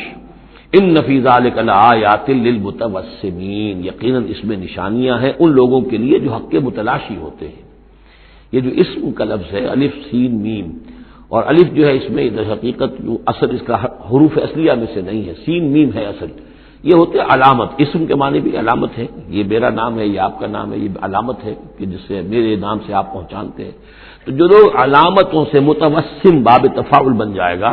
جو علامتوں سے حقیقت کو پہچاننا چاہیں، جو آیات آفاقیہ، آیات تاریخیہ، آیات انفسیہ، آیات قرآنیہ سے حقیقت کو جاننا چاہیں، ان فی ذلک لآیات للمتوسمین وانھا لبسبیل مقیم، اور وہ جو بستیاں تھیں وہ سیدھی راہ پر واقع ہوئی تھی، یعنی یہ سیدھا راستہ تھا جو یمن سے جاتا تھا فلسطین تک، میڈیٹرینین کے ساحل تک، اور یہ سیدھا راستہ تھا کیروان روٹ، مشرق و مغرب کے درمیان یہی لنک تھا، سویز کینال تھی نہیں، اور ابھی یہ راستہ جو تھا round the Cape of Good Hope, یہ تو کہیں جا کر 1498 میں واسکو ڈی گاما نے تلاش کیا ہے، تو یہ راستہ معلوم ہی نہیں تھا، سویز کینال تھی نہیں، تو ساری جو مشرق اور مغرب کی ٹریڈ ہوتی تھی وہ یہ تھی کہ ہندوستان اور چین اور یہ جاوا ملایا وغیرہ جو ہے یہ ہند چینی کے جتنے یہ سب سامان آتا تھا یمن کے ساحل پر، یورپ کے سارے ممالک کا سامان آ جاتا تھا شام کے ساحل پر، فلسطین کے ساحل پر، اب ان دو کے درمیان یہ قافلے چلتے تھے، یہ کیروانز تھے کہ جو ان جہاں سے لے کر سامان ادھر، ادھر کا سامان ادھر، یہ راستہ ہے امام مقیم، سبیل المقیم اس کو کہا گیا، سیدھا راستہ، سیدھی شاہراہ، اسی پر یہ اصحاب ہجر کے بھی مسکن تھے، اسی پر پھر یہ اصحاب مدین کے بھی تھے، اور یہ بستیاں بھی اسی راستے پر واقع ہوئی تھیں۔ ان فی ذلک لآیۃ للمؤمنین، یقیناً اس میں نشانی ہے اہل ایمان کے لیے، وان کان اصحاب الایکۃ لظالمین، اسی طریقے سے جو بن والے تھے مدین والے وہ بھی بہت ظالم تھے، یہ ایکا کا لفظ بھی ان کے لیے آیا ہے، یہ مدین والے، فانتقمنا منہ، یہاں پہ صرف تذکرہ ہو رہا ہے، یہاں تذکرہ آپ نے دیکھا کہ صرف حضرت لوط علیہ السلام کا ہوا ہے انباء الرسل کے انداز میں، باقی حضرت ابراہیم کا تذکرہ ہو گیا ہے وہ وہی ہے قصص النبیین کے انداز میں، باقی یہاں پر جو تذکرے ہو رہے ہیں یہ بھی صرف ذکر ہے، یہ انباء الرسل کا ذکر ہے کہ جیسے حضرت شعیب، لیکن شعیب کا نام نہیں یہاں آیا بلکہ یہ کہ صرف یہ کہ مدین والے، فانتقمنا منہم، ان سے بھی ہم نے انتقام لیا، وانہما لبامام مبین، اور یقیناً وہ بھی، یہ دونوں جو بستیاں ہیں کھلے راستے پر واقع ہوئی ہیں، وہی راستہ جو میں نے ابھی آپ کو بتایا ہے۔ وَلَقَدْ كَذَّبَ أَصْحَابُ الْحِجْرِ الْمُرْسَلِينَ، اصحاب الحجر یہ قوم سمود کا دوسرا نام ہے، وہ علاقہ جو ہے جہاں یہ قوم سمود آباد تھی اس کو علاقے کو حجر بھی کہتے ہیں، جیسے کہ وہ علاقہ جہاں قوم عاد آباد تھی اسے احقاف کہتے ہیں، اس علاقے کا نام احقاف تھا، قوم کا نام عاد تھا، جو رسول بھیجے گئے وہ ہود تھے، اس علاقے کا نام حجر ہے، قوم کا نام سمود ہے، جو رسول بھیجے گئے وہ حضرت صالح تھے علیہ الصلوۃ والسلام۔ وَلَقَدْ كَذَّبَ أَصْحَابُ الْحِجْرِ الْمُرْسَلِينَ، اسی طرح ہجر والوں لوگوں نے بھی، اس علاقے کے لوگوں نے بھی جھٹلایا بھیجے ہوں کو، رسولوں کو، ان میں سے بہت سے نبی ہوں گے، پھر بعد میں اللہ نے آخری جو ہے حضرت صالح علیہ السلام کو بھیجا رسول کی حیثیت سے۔ وَآتَيْنَاهُمْ آیَاتِنَا، انہیں ہم نے اپنی آیات دی، ان کو تو خاص طور پر جو ہے وہ اتنی حصی نشانی دکھائی گئی، ایک وہ جو اونٹنی کا معاملہ، حضرت صالح کی اونٹنی کا معجزہ، فَكَانُوا عَنْهَا مُعْرِضِينَ، لیکن وہ ان سے منہ ہی پھیرتے رہے، اعراض ہی کرتے رہے، وَكَانُوا يَنْحِتُونَ مِنَ الْجِبَالِ بُيُوتًا آمِنِينَ، اور وہ پہاڑوں کو تراش کر اپنے لیے بڑے امن والے گھر بناتے تھے، یہ گھر آج بھی موجود ہیں، میں خود بھی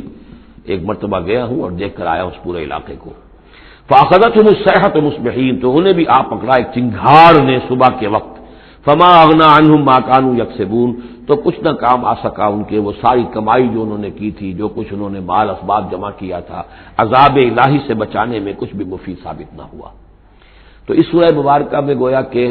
حضرت شعیب کا نام لیے بغیر ان کا ذکر آ گیا، حضرت صالح کا نام لیے بغیر ان کا ذکر آ گیا،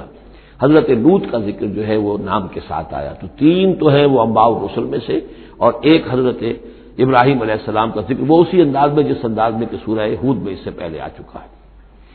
اب جو آخری 15 آیات ہیں اس سورہ مبارکہ کی وہ بڑی اہم ہیں دعوت دین کے اعتبار سے، اور جس حالت میں کہ اس وقت محمد رسول اللہ صلی اللہ علیہ وسلم تھے، اور اس سے بھی آپ کو معلوم ہو جائے گا کہ یہ خاص اس دور میں نازل ہوئی ہے جبکہ حضور کی دعوت جو ہے ابھی ابتدائی مراحل میں تھی، اور ابھی آپ کو پہلے تو آپ کی دعوت کا دور تھا کہ آپ پرسن ٹو پرسن دعوت دے رہے تھے، علل اعلان اس معنی میں نہیں، ڈنکے کی چوٹ نہیں، بلکہ جن سے تعلق تھا، جن سے دوستی تھی، جن سے پرانی واقفیت تھی، جسے آپ کہیں گے کہ پرسن ٹو پرسن جو ہے دعوت چل رہی تھی، اگرچہ کوئی دور بھی حضور کی دعوت میں انڈر گراؤنڈ دور کا نہیں آیا ہے، خفیہ دعوت ایک دن کے لیے بھی نہیں۔ بعض لوگ اس دور میں بعض تحریکیں ایسی ہیں کہ جو اس کو خفیہ سے تعبیر کرتی ہیں کہ انڈر گراؤنڈ موومنٹ تھی یہ، تو یہ غلط ہے۔ انڈر گراؤنڈ دعوت کا حضور کی دعوت میں سیرت میں ایک دن بھی نہیں ہے۔ البتہ یہ ضرور ہے کہ جیسے ایک نیچرل ایک تدریج ہوتی ہے، اس کے اندر ایک ترقی ہوتی ہے کسی معاملے کے اندر، پہلے آپ نے ذاتی جن سے تعلقات تھے، حضرت ابوبکر بہت پرانے دوست تھے، ان سے سب سے پہلے ان سے بات کی ہے، گھر میں حضرت خدیجہ جو آپ کی اہلیہ تھی ان سے بات کی، حضرت علی ہیں جو چچا زاد بھائی ہیں بلکہ زیر تربیت ہیں، زیر کفالت ہیں، ان سے بات کی ہے، اپنا جو غلام تھا جسے آزاد کر کے منہ بولا بیٹا بنایا ہوا ہے اس سے بات کی، اس طریقے سے پرسن ٹو پرسن۔ لیکن پھر یہ کہ تقریباً 3 سال کے بعد پھر آپ کو حکم ہوا کہ اب آپ ڈنکے کی چوٹ علی اعلان دعوت شروع، وہ آیت اس صورت میں آ رہی ہے۔ وما خلقنا السماوات والارض وما بینہما الا بالحق، اور ہم نے نہیں بنایا، تخلیق فرمایا آسمانوں کو اور زمین کو اور جو کچھ ان کے مابین ہے مگر حق کے ساتھ۔ پرپز فل کریشن ہے یہ پرپز لیس نہیں ہے، ایٹ رینڈم نہیں ہے، یہ کوئی کھلندرے کا کھیل نہیں ہے جیسے کہ ہندو مائتھولوجی میں ہے، رام کی لیلا ہے، جیسے کوئی بچہ ہے کھیلتا ہے۔ اب بچے کے کھیلنے میں کوئی حکمت تھوڑا ہی ہوتی ہے، اس نے ایک کھلونا اٹھایا اور پٹخ دیا، پھر کوئی دوسرا اٹھایا پھر پٹخ دیا، پھر پہلا اٹھا لیا، اب اس میں کوئی حکمت تو نہیں ہے۔ اسی طریقے سے رام جی جو ہے کھیل رہے ہیں، جس کو چاہتے ہیں تخت سے اٹھا کر زمین پہ پٹخ دیتے ہیں، جس کو چاہتے ہیں وہ جو تیلی کو اٹھا وہ راجا بنا دیتے ہیں، تو یہ کھیل ہے رام کا، رام کی لیلا ہے یہ، تو یہ تصور اسلام میں نہیں ہے، یہ کائنات کی تخلیق بالحق ہے۔ ربنا ما خلقت ھذا باطلا سبحانک فقنا عذاب النار، تیری ذات اس سے بہت اعلیٰ اور ارفع ہے، پاک ہے کہ تیرے بارے میں یہ گمان کیا جائے کہ تو نے یہ کائنات ایسے ہی بنا دی کھیلنے کے لیے، اور یہ کوئی آپ تیرا مشغلہ ہے نہیں۔ وما خلقنا السماوات والارض وما بینہما الا بالحق وان الساعۃ لآتیۃ، اس حق کا فیصلہ یہ ہے، اس حق کا منطقی نتیجہ یہ ہے کہ قیامت آ کر رہے، اس لیے کہ باقی تمام چیزیں تو انسانوں کے لیے پیدا کی گئی ہیں، ان کی ساری توجہ یہی ہو جائے گی انسان کاہے کے لیے پیدا کیا گیا، اور خاص طور پر انسان میں جو اخلاقی حص رکھی گئی ہے، by very nature, by his very nature he knows this is good this is evil, یہ جو اس کے اندر ایک شعور ہے، ایک تمیز ہے، یہ ایول ہے یہ گڈ ہے، یہ اچھا ہے یہ برا ہے۔ اب اس کا نتیجہ کیا نکل رہا ہے؟ یہاں تو الٹے نتیجے نکلتے ہیں، بہت سے اچھے لوگ جو ہیں انہیں فاقے آ رہے ہوتے ہیں، اور بہت بدماش جو ہیں وہ یہاں پہ عیش کر رہے ہوتے ہیں۔ تو یقیناً کوئی اور زندگی ہونی چاہیے، اور یقیناً کوئی دن ہونا چاہیے کہ جس میں بھرپور حساب کتاب ہو جائے، نیکوکاروں کا حساب کتاب ہو جائے، اور پھر ان کی زندگی ایسی ہو کہ بھرپور صلہ انہیں ان کا مل سکے، اور بدکاروں کی بدکاریوں کا حساب کتاب ہو جائے، اور پھر ایسی زندگی ہو، ایسا نظام ہو کہ انہیں پوری سزا مل سکے۔ تو یہ گویا کہ حق کا تقاضا ہے۔ وما خلقنا السماوات والارض وما بینہما الا بالحق وان الساعۃ لآتیۃ، قیامت آ کر رہے گی۔ فاصفح الصفح الجمیل، تو اے نبی آپ ذرا ابھی خوبصورتی کے ساتھ درگزر سے کام لیجیے، یعنی یہ کہ یہ مجرم کہیں بھاگ کے نہیں چلے جائیں گے، ہماری پکڑ سے نکل نہیں جائیں گے، قیامت آئے گی، یہ کیفر کردار کو پہنچ جائیں گے۔ ابھی آپ ذرا تحمل کیجئے، صبر سے کام لیجئے۔ فاصفح الصفح الجمیل، ابھی ہماری مرضی اس میں ہے کہ ہم ان کی رسی دراز کریں، یہ جو کچھ کہہ رہے ہیں برداشت کر لیجئے، سن لیجئے، سنا انسنا کر لیجئے، یہ جو آپ صبر کریں گے اس سے آپ کے درجات بلند ہوتے چلے جائیں گے۔ لیکن فوری طور پر آپ کے دل میں اگر یہ خیال پیدا ہونے بھی لگے بربنائے طبع بشری کے انہیں سزا ملنی چاہیے، یہ بدبخت مجھے کیا کہہ گیا ابھی، یہ مجھے پاگل کہہ گیا، اور یہ مجھے ساحر کہہ گیا یا مسحور کہہ گیا، نہیں، فاصفح الصفح الجمیل، ابھی ذرا آپ خوبصورتی کے ساتھ چشم پوشی کیجئے، نظر انداز کیجئے۔ ان ربک هو الخلاق العلیم، یقیناً آپ کا رب جو ہے وہ وہی ہے جو پیدا کرنے والا ہے، خلاق ہے، اور ظاہر بات ہے جس نے پیدا کیا ہے وہ جانتا بھی ہے۔ سورہ ملک میں ہم پڑھیں گے الا یعلم من خلق وهو اللطیف الخبیر، کیا اسی کے علم میں نہیں ہوگا جس نے پیدا کیا ہے؟ وہ تو جانتا ہر شے کو۔ اب یہ گھڑی جس نے بنائی ہے اسے تو معلوم ہے اس میں کون کون سا پرزہ ہے، کہاں کہاں ہے، اس کے اپنے ہاتھ کا اس کے اندر جو ہے ٹکایا گیا ہے، میں واقف نہیں ہوں اس کے اندر کیا کچھ ہے، لیکن گھڑی کا بنانے والا تو جانتا ہے۔ الا یعلم من خلق، کیا وہی نہ جانے گا جس نے پیدا کیا؟ وهو خلاق العلیم، وہ تو خلاق اور علیم ہے۔ وَلَقَدْ آتَيْنَاكَ سَبْعًا مِّنَ الْمَثَانِي، دل جوئی کے لیے حضور سے فرمایا، اور ہم نے آپ کو دی ہیں وہ 7 آیتیں جو آپ کا وظیفہ ہیں، دوہرا دوہرا کر پڑھتے رہا کیجئے، دوہرا دوہرا کر پڑھتے رہا کیجئے۔ اس پر تقریباً اجماع ہے امت کا کہ اس سے مراد ہے سورہ فاتحہ، 7 آیتیں جو بار بار پڑھی جاتی ہیں۔ اب آپ دیکھیے کہ ہر شخص جو نماز پڑھتا ہے دن میں کتنی مرتبہ سورہ فاتحہ پڑھ رہا ہے، ہر نماز میں کتنی مرتبہ پڑھ رہا ہے، دوہرا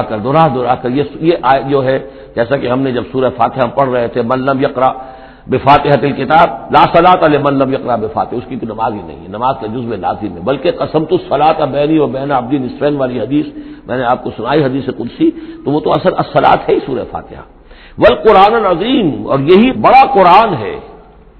یعنی یہ اپنی اہمیت کے اعتبار سے، اپنی فضیلت کے اعتبار سے خود اپنی جگہ پر سورہ فاتحہ ایک قرآن عظیم کا درجہ رکھتی ہے، اسی لیے اس کو اساس القرآن بھی کہا، اس کو کافیہ بھی کہا، شافیہ بھی کہا گیا، یہ ام القرآن بھی ہے۔ وَلَقَدْ آتَيْنَاكَ، اے نبی ہم نے اتنی بڑی بڑی دولتیں آپ کو دی ہیں، یہ کیوں گرایا جا رہا ہے یہ ذرا آگے آپ کو معلوم ہو جائے گا، کیونکہ بہرحال حضور کو یہ احساس ہوتا تھا یا نہیں ہوتا تھا، دیکھنے والوں کو تو احساس ہوتا تھا۔ ابو جہل مالدار ہے، ولید بن مغیرہ اتنا بڑا چودھری ہے، یہ محمد تو یتیم تھے، کوئی بال دولت ان کے پاس نہیں، کوئی ان کی حیثیت نہیں، ہاں کچھ عرصے سے کچھ کھا پی بھی رہے ہیں تو وہ بیوی کا مال ہے، اپنا تو نہیں ہے۔ یہ ان کی نگاہوں میں جو ان کے معیارات تھے، جو ان کے اندازے تھے سوچنے کے، وہ تو یہ تھے۔ اس حوالے سے یہاں بظاہر حضور سے خطاب ہے، لیکن اصل میں ان کو بتایا جا رہا ہے کہ بدبختو تمہیں کیا معلوم ہم نے ان کو کتنی بڑی دولت دی ہے۔ وَلَقَدْ آتَيْنَاكَ سَبْعًا مِنَ الْمَثَانِي وَالْقُرْآنِ الْعَظِيمِ، ہم نے ان کو وہ 7 آیتیں عطا کی ہیں، ایک حدیث کے مطابق جیسی آیت نہ قرآن میں اتری کوئی اور اس کے مثل، اور نہ تورات میں نہ انجیل میں، یہ سورہ فاتحہ ہے۔ وَلَقَدْ آتَيْنَاكَ سَبْعًا مِنَ الْمَثَانِي وَالْقُرْآنِ الْعَظِيمِ لَا تَمُدَّنَّ عَيْنَيْكَ إِلَىٰ مَا مَتَّعْنَا بِهِ أَزْوَاجًا مِّنْهُمْ، تو اے نبی آپ کی نگاہیں نہ اٹھیں اس ساز و سامان کی طرف جو ہم نے ان کو عطا کیا ہے۔ ابو جہل کو اگر دے رکھا ہے، ولید بن مغیرہ کو دے رکھا ہے، اور بڑے سرداروں کو دے رکھا ہے، ان کی جائیدادیں ہیں، ولید بن مغیرہ کے باغات طائف میں بھی ہیں، اس کی جائیداد طائف میں بھی ہے، مکے میں بھی ہے، آپ کی نگاہ ادھر اٹھے ہی نہ۔ پر کاہ کے برابر، جیسا کہ ایک حدیث میں آتا ہے کہ دنیا مافیہا کی حیثیت اگر اللہ کی نگاہ میں ایک مچھر کے پر کے برابر بھی ہوتی تو اللہ کسی کافر کو ایک گھونٹ پانی بھی اس دنیا سے نہ دیتا۔ جو اللہ کا ماننے والا اور جاننے والا، اللہ کو جاننے والا ہو، تو اس کی نگاہ میں تو پھر اس دنیا و مافیہا کی وہی وقت ہونی چاہیے، وہ متاثر نہ ہو یہاں کی چمک دمک سے، آپ کی نگاہ اٹھے ہی نہ۔ لا تمدن عینیک الی ما متعنا به ازواجا منهم، ان کو جو ہم نے دے رکھا ہے ساز و سامان اور زیبائش اور آرائش جو ہے، آپ کی نگاہیں ادھر نہ اٹھے۔ ولا تحزن علیہم، اور اب دیکھیے ان کے اوپر جو بھی اب عذاب آئے گا یا جس عذاب کے مستحق ہو رہے ہیں، آپ اس پر غم بھی نہ کھائیے۔ ٹھیک ہے یہ آپ کا کنبہ ہے، قبیلہ ہے، اب ابو لہب آپ کا چچا بھی ہے، لیکن یہ کہ اب غم نہ کیجیے آپ۔ وَاخْفِضْ جَنَاحَكَ لِلْمُؤْمِنِينَ، اور آپ اپنے کندھوں اور بازوؤں کو ذرا جھکا کر رکھیے اہل ایمان کے لیے۔ یہ ہمارے فقراء جب آتے ہیں، یہ جو غلام طبقے سے جو لوگ آئے ہیں، یہ لوگ جو گرے پڑے طبقات سے تعلق رکھتے ہیں، جب یہ آپ کے پاس آئیں تو آپ ان کا استقبال کیجئے۔ فَقُلْ سَلَامٌ عَلَيْكُمْ كَتَبَ رَبُّكُمْ عَلَىٰ نَفْسِهِ الرَّحْمَةَ، تو اس انداز میں ان کا استقبال کیجئے، ان کے سامنے تواضع کیجئے، ان کے سامنے اپنے کندھوں کو جھکائیے۔ وَاخْفِضْ جَنَاحَكَ لِلْمُؤْمِنِينَ، یہی مضمون ایک مرتبہ پھر سورہ طٰہٰ کے اندر آئے گا۔ وَاخْفِضْ جَنَاحَكَ لِمَنِ اتَّبَعَكَ مِنَ الْمُؤْمِنِينَ، اہل ایمان یہ جو آپ کی پیروی کر رہے ہیں، آپ اپنے ذرا کندھے ان کے سامنے جھکا کر رکھیے۔ یا یہ حکم دیا گیا ہے اولاد کو والدین کے بارے میں، اگلی صورت میں آ جائے گا سورہ بنی اسرائیل میں، کہ ان کے لیے اپنے کندھوں کو اپنے بازوؤں کو ذرا جھکا کر رکھا کرو، والدین کے سامنے تن کر نہ کھڑے ہو، کندھے جو ہیں اٹھے ہوئے ہیں، بلکہ کندھے ذرا دبا کر۔ وَاخْفِضْ جَنَاحَكَ لِلْمُؤْمِنِينَ وَقُلْ إِنِّي أَنَا النَّذِيرُ الْمُبِينُ، اور کہہ دیجئے کہ میں تو صرف خبردار کرنے والا ہوں، کھلا خبردار کرنے والا، میری اس کے سوا کوئی ذمہ داری نہیں ہے۔ كَمَا أَنزَلْنَا عَلَى الْمُقْتَسِمِينَ، جیسے کہ ہم نے نازل کیا ہے ان پر کہ جنہوں نے تقسیم کر لیا ہے، الذین جعلوا القرآن عضین، قرآن کو انہوں نے بوٹیاں بنا لیا ہے، اس کو توڑ کے ٹکڑے کر دیا ہے۔ اب اس کے اندر دو رائے ہیں، ایک تو یہ کہ اس قرآن سے مراد یہی قرآن ہے، اور مذاق اڑایا کرتے تھے لوگ، یہ جو بھی تھے ابو جہل اور اس کے ساتھی، بھائی فلاں سورت تو میری ہے، وہ تمہیں لے جاؤں گا، وہ فلاں سورت جو محمد کہتا ہے وہ تم لے جانا، وغیرہ وغیرہ، آپس میں وہ تقسیم کرتے تھے ہنسی مذاق میں۔ تو اس حوالے سے انہوں نے قرآن کو بوٹیاں بنا کر اپنے اندر تقسیم کرنا شروع کر دیا ہے۔ ایک رائے یہ ہے، مجھے وہ زیادہ قرین قیاس معلوم ہوتا ہے کہ قرآن کے لفظ کا اطلاق تورات پر بھی ہوا ہے، کہ یہ قرآن وہ ہے جو محمد پر نازل ہوا صلی اللہ علیہ وسلم، ولا بالذی بین یدیہ، ایک اور جگہ ہم آگے چل کر دیکھیں گے وہ قرآن جو اس سے پہلے تھا، اور وہ گویا کہ تورات تھی، اللہ کی کتاب۔ تو جس طریقے سے تورات کے ٹکڑے ٹکڑے کر دیے تھے یہود نے، اور قراطیسا تجعلونہ قراطیسا تبدونہا وتخفون کثیرا، یہ ہم پڑھ چکے ہیں سورہ انعام کی آیت نمبر 91 میں، تو جیسے کہ ٹکڑے ٹکڑے کر کر اور کچھ حصہ ظاہر کیا، کچھ چھپایا، تو ان دونوں کی رائے ہے وہ میں نے آپ کے سامنے پیش کر دی۔ فوربک لنسألنہم اجمعین، تو تیرے رب کی قسم اے محمد صلی اللہ علیہ وسلم، ان سب کو ہم جمع کر کے رہیں گے، لنسألنہم اجمعین، ہم ان سے پوچھ کر رہیں گے۔ یہ لفظ وہی آ گیا ہے فلنسألن الذین ارسل الیہم ولنسألن المرسلین، یہ جو سورہ اعراف کی آیت نمبر 6 تھی، ہم لازماً پوچھ کر رہیں گے ان سے بھی جن کی طرف رسولوں کو بھیجا گیا، اور ان سے بھی کہ جن کو رسول بنا کر بھیجا گیا۔ فوربک لنسألنہم اجمعین، تو آپ کے رب کی قسم ہم ان سب سے پوچھ لیں گے، حساب کتاب لے لیں گے، یہ تھوڑے سے وقت کی بات ہے، آپ ذرا صبر کیجئے۔ اما کانوا یعملون، جو کچھ کہ یہ کر رہے تھے، فاصدع بما تؤمر، یہ ہے وہ آیت۔ اب ڈنکے کی چوٹ علی الاعلان کہیے جس چیز کا آپ کو حکم ہوا ہے۔ یہ جب حکم آیا حضور کو تو پھر آپ کوہ صفا پر کھڑے ہوئے، اور پھر آپ نے وہاں، اگرچہ ظاہر بات ہے کہ اس کا کوئی امکان نہیں تھا کہ آپ ننگے ہو جاتے، لیکن جو وہاں کا رواج تھا وہ یہ تھا کہ اگر کسی شخص کے پاس کوئی ایسی خبر آتی تھی کہ فلاں قبیلے کے لوگ جو ہیں آج رات ہمارے اوپر حملہ کریں گے، شب خون ماریں گے، اب کیسے لوگوں کو بتائیں؟ کوئی کمیونیکیشن ماس میڈیا تو ہے نہیں، کیسے خبر دیں، کیا کریں؟ تو وہ یہ کرتا تھا کہ وہ شخص کپڑے اتار کے معذرزاد برہنہ ہو کر کسی اونچی جگہ کھڑا ہو جاتا تھا تاکہ ہر طرف سے لوگ دیکھ لیں کہ ایک ننگا آدمی کھڑا ہے۔ نذیر عمیان کہتے تھے اسے، ننگا خبردار کرنے والا۔ اب جہاں تک اس کی آواز جا رہی ہے، آواز لگاتا تھا وا صباح، ہائے وہ صبح جو آیا چاہتی ہے، اس لیے کہ صبح کے وقت ہوتے تھے حملے، یہ جس کو آج کل آپ کہتے ہیں small hours of the morning, وہ بہت غفلت کا وقت ہوتا ہے آدمی کا، صبح رات کے 2-3 بجے جو ہے ٹھنڈی ٹھنڈی نیند آئی ہوتی ہے، اس وقت وہ آتے تھے، حملہ کرتے تھے، لوٹ مار کرتے تھے، قتل کرتے تھے اور بھاگ جاتے تھے۔ تو وا صباح، ہائے وہ صبح جو آیا چاہتی ہے۔ تو اب لوگ دوڑتے تھے کہ بھائی کہاں کی خبر آئی ہے، کون ہے، کون سا قبیلہ ہے، کس کے بارے میں اطلاع ہے، اطلاع صحیح ہے غلط ہے۔ تو یہ ان کا رواج تھا۔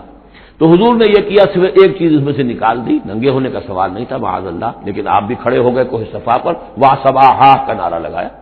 اب لوگ آئے دوڑے، کوئی خبر دی ہے، محمد دینا چاہتے ہیں، کوئی بات ہے، بڑی اہم کوئی بات ہے۔ وہاں آپ نے پھر اپنی دعوت پیش کی۔ تو اسی مجمع میں پھر ابو لہب نے کہا تھا تبا لک لہذا جمعتنا، تمہارے لیے ہلاکت ہو، ہمیں اس کام کے لیے جمع کیا تھا، ہم اپنے بڑے بڑے اہم کاموں میں لگے ہوئے تھے۔ وہ مہاجن تھا، کہیں مہاجنی سود اپنا لین دین کا حساب کر رہا ہوگا بیٹھا ہوا، میں وہ سب چھوڑ کر آیا ہوں کہ کوئی خاص اہم بات تم نے بتانی ہے، لیکن تم نے یہ کیا کیا؟ تو یہ ہے وہ واقعہ، اور اس سے معلوم ہو جاتا ہے کہ یہ سورہ مبارکہ جو ہے اسی دور کی، ابتدائی دور کی ہے۔ فاصدع بما تؤمر واعرض عن المشرکین، تو اب ڈنکے کی چوٹ کہیے اب جو کہ آپ کو حکم دیا گیا ہے، اور ان مشرکوں سے اعراض کیجئے، پرواہ نہ کیجئے ان کی۔ انا کفیناک المستہزئین، یہ جو استہزاء کرنے والے ہیں، تمسخر اڑانے والے ہیں، ہم آپ کی طرف سے ان کے لیے کافی ہوئے رہیں گے، ان کی کوئی مخالفت آپ کا کچھ مال بیکا نہیں کر سکے گی۔ الذین یجعلون مع اللہ الہا آخر، جو اللہ کے ساتھ ساتھ اور بھی الہ گھڑے بیٹھے ہوئے ہیں، فسوف یعلمون، تو ان قریب انہیں معلوم ہو جائے گا کہ اصل حقیقت کیا ہے اور وہ کس طرح کی گمراہیوں میں پڑے ہوئے تھے۔ اب وہ آیت آ گئی جس کا کئی مرتبہ میں حوالہ دے چکا ہوں، اور سورہ انعام میں خاص طور پر وَلَقَدْ نَعْلَمُ، اے نبی ہمیں خوب معلوم ہے، اَنَّكَ يَضِيقُ صَدْرُكَ بِمَا يَقُولُونَ، کہ جو کچھ یہ لوگ کہہ رہے ہیں اس سے آپ کا سینہ بھیجتا ہے۔ کسی نے پاگل کہہ دیا، کسی نے مجنون کہہ دیا، آصف کا سایہ آ گیا، کوئی ہمدردی کے انداز میں آ کے کہتا ہے۔ عتبہ ابن ربیعہ ایک دفعہ آیا، کیونکہ وہ بزرگ تھا، خاندان کا معمر آدمی تھا، بھتیجے میرے بڑے تعلقات ہیں عاملوں سے بھی، کاہنوں سے بھی، واقعی اگر کوئی تم پر کوئی سایہ ہو گیا ہے، کوئی بری روح کوئی آ گئی ہے تو مجھے بتا دو، میں بلا کے لے آؤں گا، علاج کرا دوں گا تمہارا۔ اب کوئی کچھ کہہ رہا ہے، کوئی کچھ کہہ رہا ہے، کسی نے کہا شاعر ہے، کسی نے کہا کہ ایک انہوں نے غلام پکڑ کے رکھا ہوا ہے، اجمی غلام، اسے کمرے میں بند کیا ہوا اپنے گھر کے اندر، اور وہ عالم ہے بہت بڑا جو پورے پچھلی کتابوں کا جاننے والا، اس سے ڈکٹیشن لیتے ہیں اور پھر آ کر ہم پر دھونس جماتے ہیں کہ یہ اب وہی آئی ہے۔ تو یہ ساری باتیں سنتے تھے حضور صلی اللہ علیہ وسلم، تو آپ کو تکلیف پہنچتی تھی، کوفت ہوتی تھی۔ وَلَقَدْ نَعْلَمُ، اے نبی یہ نہ سمجھیے کہ ہمیں اندازہ نہیں ہے کہ آپ کو کوفت ہو رہی ہے، آپ کو تکلیف ہو رہی ہے، آپ کا سینہ بھیجتا ہے۔ وَلَقَدْ نَعْلَمُ أَنَّكَ يَضِيقُ صَدْرُكَ بِمَا يَقُولُونَ، کہ جو کچھ یہ لوگ کہہ رہے ہیں اس سے آپ کا سینہ بھیجتا ہے۔ فَسَبِّحْ بِحَمْدِ رَبِّكَ، بس اپنے رب کے حمد میں اور تسبیح میں لگے رہیے، تسبیح کیجئے اپنے رب کی حمد کے ساتھ، اسی سے آپ کے دل کو سکون ہوگا، اطمینان ہوگا، اسی سے یہ کہ آپ کے لیے استقامت اور صبر کے راستے جو ہیں وہ کھلتے چلے جائیں گے۔ وَقُم مِّنَ السَّاجِدِينَ، اور سجدہ کرنے والوں میں ہو جائیے،